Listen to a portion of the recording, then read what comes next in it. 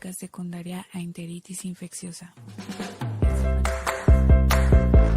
Paciente masculino de 78 años de edad con cuadro de delirio hiperactivo, pérdida de coordinación en las 4 extremidades, previo a un cuadro de evacuaciones líquidas color café, de evolución de 7 días, sin atención médica. Presentó fiebre de 38.5 grados, polipnea, abdomen blando, con peristalsis disminuida, sin dolor a la palpación. Sin embargo, presenta dolor esporádico compatible con cólico intestinal y edema leve. Paciente masculino de... Al paciente se le realizó un hemograma, el cual consta del recuento de leucocitos, linfocitos, neutrófilos y monocitos. El hemograma reveló leucocitosis, neutrofilia, linfocitopenia, monocitopenia y la cantidad de plaquetas del paciente. Recuento de neutrófilos. Medición del número de neutrófilos en la sangre. Se puede usar un recuento absoluto de neutrófilos para determinar si hay infección, inflamación, leucemia u otras afecciones. Entre menor sea el recuento absoluto de neutrófilos de una persona, mayor es su riesgo de infección. Los neutrófilos aumentan sobre todo en infecciones agudas, eclampsia, gota, estrés, artritis reumatoide, fiebre reumática, leucemias, tiroiditis y se ven disminuidos en anemia aplástica, infecciones virales, quimio y radioterapias. Cuento de monocitos. Conteo de monocitos en la sangre. Demuestra la cantidad de células de defensa en el organismo. Cuando los valores de los monocitos están bajos, la condición es llamada monocitopenia. Normalmente significa que el sistema inmunológico está debilitado, como ocurre en casos de infecciones en la sangre, tratamientos de quimioterapia y problemas en la médula ósea como anemia aplásica y leucemia. Cuando los valores de los monocitos se elevan, la condición se denomina monocitosis. Normalmente indica la presencia de infecciones crónicas como tuberculosis. El conteo de linfocitos es una prueba que mide la cantidad de linfocitos en sangre. El conteo de estos se usa para vigilar la salud del sistema inmunitario. Los valores de referencia van desde... Los linfocitos aumentan sobre todo en infecciones virales, aunque también en enfermedades neoplásicas, cáncer y pueden disminuir en inmunodeficiencias, quimioterapias, leucemias y sepsis. Recuento de leucocitos. Mide el número de leucocitos presentes en un volumen de sangre para información de la capacidad del organismo para combatir infecciones. La leucopenia aparece cuando los valores están por debajo del valor de referencia y en ocasiones se debe a varias causas, entre ellas alteraciones de la médula ósea, lupus eritematoso, enfermedades del hígado, patologías del vaso, exposición a radiación. Por el contrario, la leucocitosis aparece cuando los valores están por arriba del valor de referencia y puede deberse a enfermedades infecciosas e inflamatorias, leucemias, anemias, patologías de médula ósea, estrés emocional o físico intenso y daño tisular.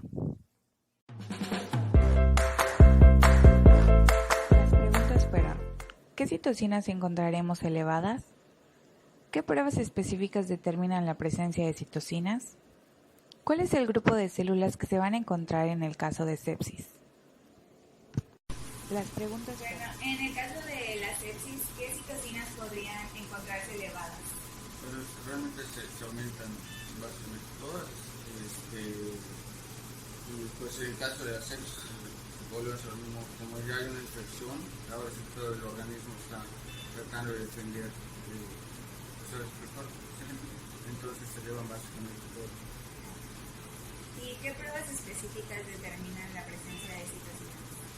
Pues podría ser un cultivo, para determinar ya sea el efecto bacteriano o viral y ya todo eso podría llevar el tratamiento. ¿Cuál es el grupo de células que se van a encontrar en el caso de sepsis? Pues los linfocitos son los que salen elevados primordialmente y básicamente son esos.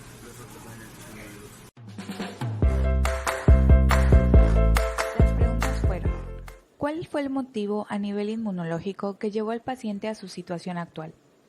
¿Cuáles serán las citocinas que encontraremos en mayor cantidad y por qué?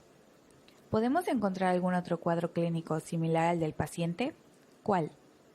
¿Qué prueba indicaría para descartar o confirmar el diagnóstico del paciente? Bueno, en el caso se habla acerca de un paciente que tiene algo que denominamos sepsis. El concepto de sepsis es un concepto que hace alusión a una disfunción orgánica secundaria a un proceso inflamatorio agudo no regulado, de tal suerte que es un daño a los órganos o a los sistemas secundario a un proceso inflamatorio sistémico diseminado que más que ayudar al huésped lo está dañando. Generalmente esto es más fácil que suceda en personas que tienen el compromiso en su sistema de defensa, es decir, en lo que los mecanismos de defensa se encuentran disminuidos o alterados. Esto puede suceder más fácilmente, por ejemplo, en pacientes de edad avanzada, donde los mecanismos de defensa ya no responden de la misma manera. Asimismo, en pacientes que se encuentran consumiendo medicamentos que hacen que las defensas se encuentren disminuidas, como en el caso de los pacientes que están consumiendo dosis altas de glucocorticoides, o en los pacientes que están consumiendo otros inmunosupresores, por ejemplo por algún cáncer o enfermedad autoinmune, o también en los pacientes que padecen infección, por ejemplo, de virus de inmunodeficiencia humana, VIH. Pues como había comentado en la pregunta anterior, la sepsis se debe a un proceso inflamatorio agudo diseminado que no está regulado y que ya está condicionando daño a órganos y o sistemas. Dentro de los citoquinas que podríamos encontrar o sustancias inflamatorias que podríamos encontrar, tenemos a la interleucina 6, interleucina 1, factor de necrosis tumoral alfa, entre otros, siendo esos que mencioné los más importantes. Depende desde qué punto de vista nos estemos refiriendo, ya que en el caso clínico hace alusión a un cuadro clínico caracterizado por evacuaciones líquidas de color café, así como fiebre de hasta 38.5 y dolor abdominal de tipo cólico. Bueno, si nos vamos desde ese punto de vista, pues podría decirse que es un cuadro clínico de sugerente de una gastroenteritis, ya que tiene una disminución en la formación o la consistencia de las evacuaciones, donde nos mencionan evacuaciones líquidas, cafés, fiebre de 38 y dolor abdominal tipo cólico, el cual es un dolor intermitente que viene y va, es decir, que te da y se quita, que te da y se quita, intermitente. Esas son las características del dolor. Y bueno, cualquier etiología que nos condicione gastroenteritis, que puede ser infecciosa o no infecciosa. Dentro de las causas infecciosas, las gastroenteritis pueden ser causadas por bacterias, parásitos, hongos o incluso virus. Y dentro de las causas no infecciosas, pues tenemos enfermedades autoinmunes, como por ejemplo una enfermedad inflamatoria intestinal, que se incluyen colitis ulcerativa o enfermedad de Crohn, síndromes de mala absorción, ¿sí? Por ejemplo, posterior a una gastroenteritis, o una hipersecreción de algunas hormonas, como por ejemplo en un bipoma, por ejemplo. Bueno, esas son algunas posibilidades. El hecho de que el paciente presente fiebre nos hace sugerente que se trata de una gastroenteritis muy probablemente infecciosa, aunque no descarta otras posibilidades, puesto que hay dos cosas que nos mencionan. Una es el cuadro clínico del cual hablé en la pregunta anterior, y otra es lo que se menciona al final del caso, donde dice: ingresa a la unidad de cuidados intensivos por una encefalopatía hepática secundaria a una sepsis abdominal debido a enteritis infecciosa. Bueno, para confirmar el diagnóstico de una gastroenteritis, sea cual sea, requiere estudio de las evacuaciones. Llámese cultivo de las evacuaciones para saber si crece algún microorganismo, así como marcadores. A veces, si no estamos pensando en que sea un proceso infeccioso de gastroenteritis, Existen marcadores que se pueden solicitar tanto en la sangre y algunos otros marcadores en las evacuaciones. Eso es en cuanto a la gastroenteritis.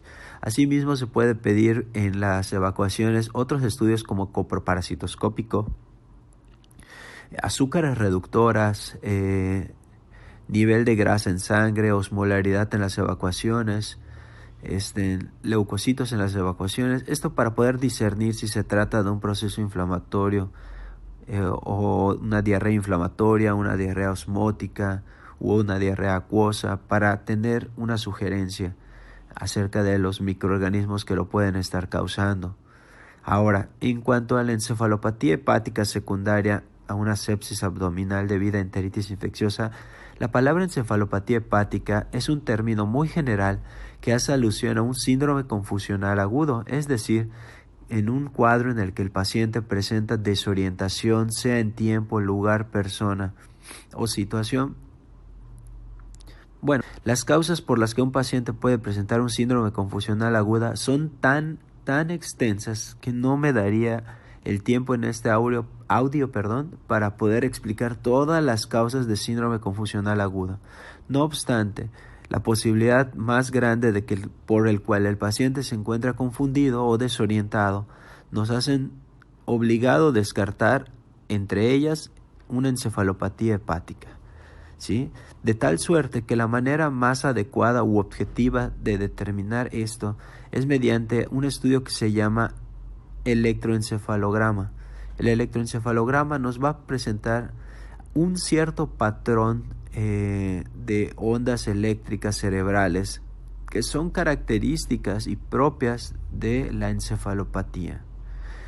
Obviamente la encefalopatía puede tener múltiples causas, por lo que es algo que se realiza descartando otras causas, como por ejemplo una encefalopatía urémica, una encefalopatía anóxica, isquémica, etc. Y si nos queda solo una encefalopatía y con la máxima probabilidad de la sepsis, es que se puede hacer la asociación.